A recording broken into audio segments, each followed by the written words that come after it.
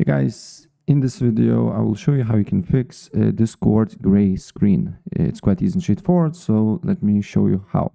So the first step, what you need to do here, you need to open up Task Manager and completely close Discord. So just go and search and find Discord, right click on it and end task. And then the next step, what you need to do here is to press Windows plus R key, or simply on search you just need to write run and press probably the first link here, then write %appdata%.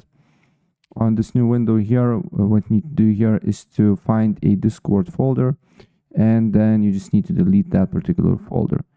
If your PC do not let you to delete a Discord folder, this means your Discord now is running, so on Task Manager should be tasks. But if there is no tasks on Task Manager, it should work. And then simply you just need to press on Discord and it should work, right? So let me load it up.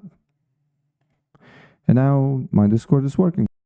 And if this method do not work for you, what I suggest to do here is to go to Microsoft Store, look for Discord, and download Discord from a Microsoft Store. And yeah, that's basically it. So if I helped you out, please press like button and subscribe for more. Take care.